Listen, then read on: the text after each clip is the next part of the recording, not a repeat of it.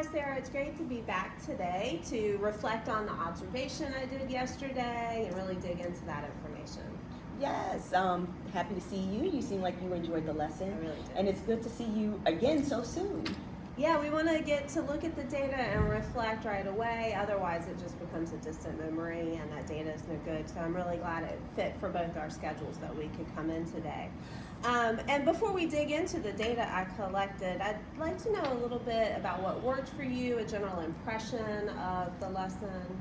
I think overall the lesson went well. The kids were attuned to our routines and procedures. They seemed to follow those things, such as sharpening their pencils before the lesson got started, like they automatically knew to do that. Overall, I felt the students followed the rules and they're getting better at focusing on the lesson. I think the transitions went fine. The last group was kind of rushed, but I think overall the transition went fine. My one challenging friend, he only got out of his seat one time, which is abnormal because usually it's more than that, and I don't know if it's because you were in the room, but he did what he was supposed to do, so I'm very proud of that. And I feel like I met the objective of the lesson. Oh, that's wonderful. I hear lots of positives in there, lots of things that worked well.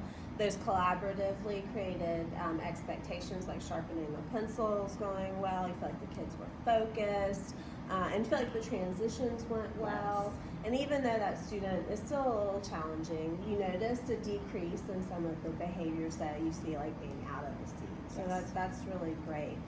Were there any challenges or concerns that came up? Yeah, I felt like the boys talked a whole lot. I would expect that behavior from girls, but for some reason, the boys were just so talkative. Every time I looked, they were talking and talking and talking. So I think that was a challenge.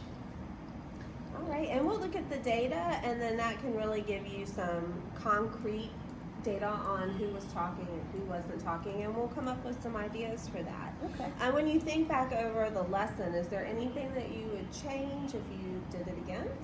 No, I think it went pretty well.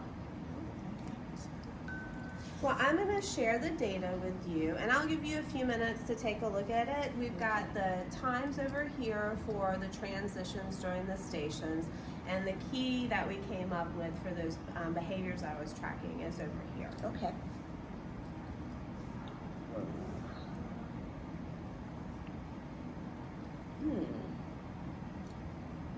Wow, this is a lot to take in.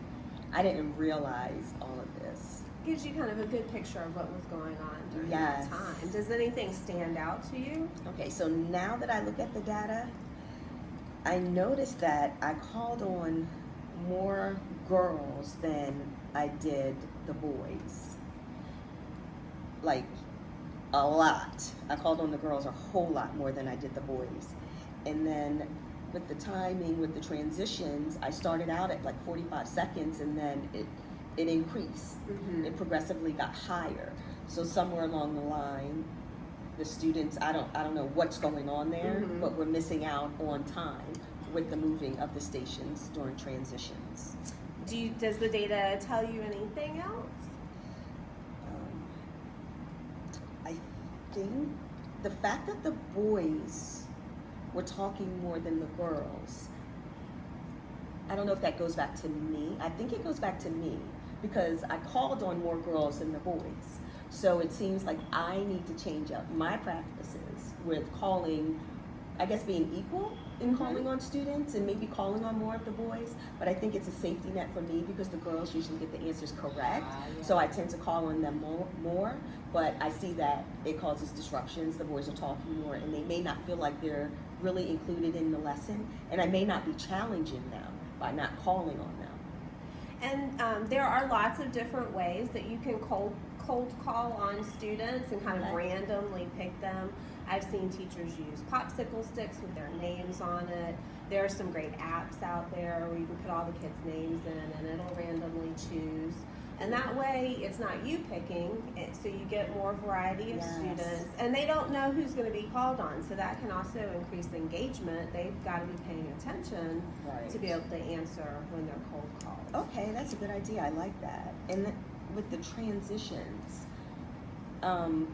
we're missing out on instructional time, Right. especially with that last group, because each group is missing out on something.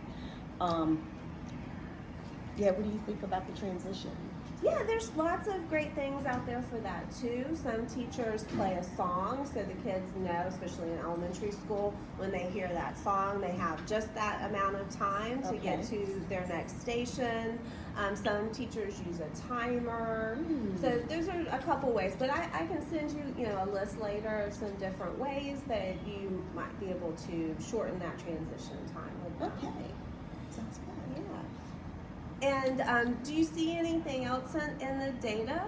Okay, well, something positive I see is that I didn't realize so many students did raise their hand during the lesson to answer questions. So They that's do. telling me they're learning something, even though sometimes I feel that they're not.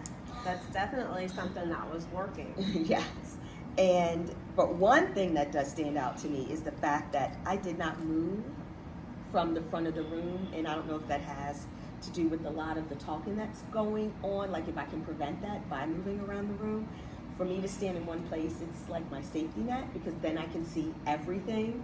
So I feel like if I move to a table, the kids over here are gonna do different things and I won't be able to see it, but I don't know. So how do you feel like it would impact the classroom if you were circulating the room during the lesson, more walking around, using proximity? I think that would help, especially with my challenging student, to help keep him in his seat. So if I walked, say, "Oh, you're doing a great job," and then maybe move on.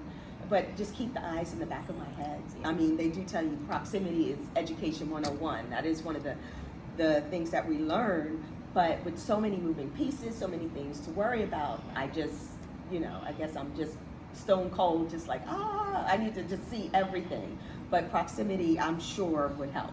Using Yeah. proximity. And we learn so much when we're in school, and it is hard to implement everything we learn all at one Yes. time. But it's great that the data really shows us, what things we learn, we can pick and choose that are going to help improve our practice and student learning. So that's really great. Let's talk about some next steps. Okay. So you had, I think, 3 big challenges. You had the boys were talking more than the girls were answering more questions, than the boys. You had your transition time, and you had staying in one place in the room. Right. So is there a next step that you might want to try out to make that more equal between boys and girls answering questions? I like the idea of the popsicle sticks. That'll be easy. I can do that today. I've got popsicle sticks Oh, great. in a little mason jar, and I can just put their names on it. So I'm going to try that, definitely. And that can even be a student job. You can have a student pick a pot. They were Oh, to do that, good to idea. pick the popsicle stick out. What about with your transitions? What do you think you might do that might help shorten those times? I think I can set a timer.